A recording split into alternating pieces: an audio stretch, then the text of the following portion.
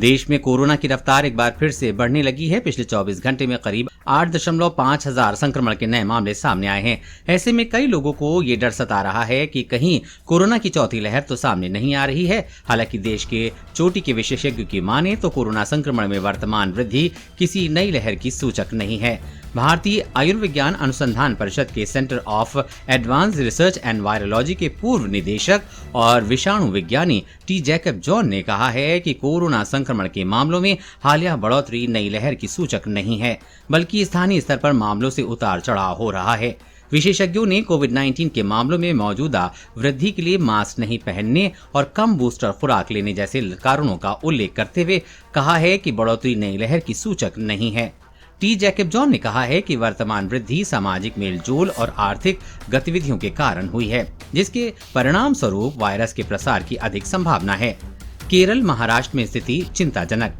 इस संबंध में एक आधिकारिक सूत्र ने कहा है कि केरल में 7 और मिजोरम में 5 सहित देश के 17 जिलों में साप्ताहिक संक्रमण दर 10% से अधिक है, जबकि केरल में 7 और महाराष्ट्र और मिजोरम में 4 जिलों समेत देश के कुल 24 जिलों में साप्ताहिक संक्रमण दर 5 से 10% के बीच है।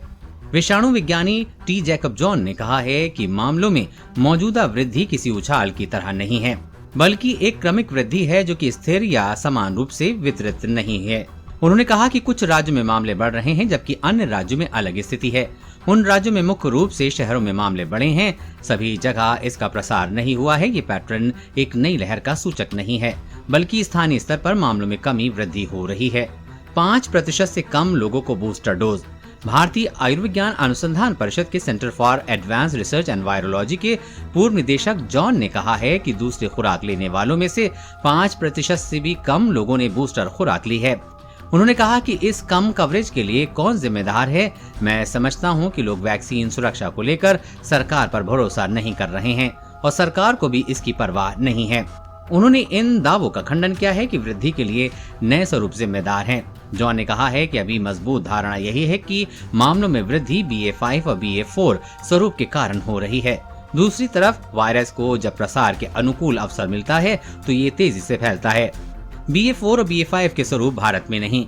महामारी विज्ञानी और संक्रामक रोग विशेषज्ञ डॉक्टर चंद्रकांत लहारिया ने कहा है कि भारत की स्थिति स्वाभाविक संक्रमण देश स्तर पर 3 लहरों के माध्यम से मिली जुली प्रतिरक्षा की है और लगभग 88% वयस्क आबादी को टीके की दोनों खुराक मिल गई हैं। लहारिया ने कहा है कि ओमिक्रॉन प्रभावी स्वरूप है तथा ज्यादा संक्रामक बताए जाने वाले ओमिक्रॉन के 2 नए उपस्वरूप BA.4 और BA.5 के उपवंश की भारत में शायद ही मौजूदगी है और वृद्धि में इसकी कोई भूमिका नहीं है। उन्होंने कहा कि चिंताजनक नए स्वरूप के उभरने का कोई सबूत नहीं है। इन सभी को एक साथ रखते हुए निष्कर्ष निकालना उचित है कि स्थानीय स्तर पर मामलों में बढ़ोतरी देश स्तर पर नई लहर की शुरुआत नहीं है। वृद्धि रोकने के लिए नए कदम की जरूरत। बैंगलोर में Indian institute of public health में लाइफ फोर्स एपिडेमियोलॉजी के प्रमुख गिरिधर आर बाबू ने कहा है कि मामलों में बढ़ोतरी को रोकने के लिए कदम उठाने की जरूरत है। उन्होंने कहा कि ब्रिटेन भी 6 महीने के भीतर 3 लहरों का सामना कर चुका है। उन्होंने कहा कि लहरें कई कारकों से उत्पन्न होती हैं, जिसमें परीक्षण स्तर, मामलों निर्धारण आदि शामिल हैं।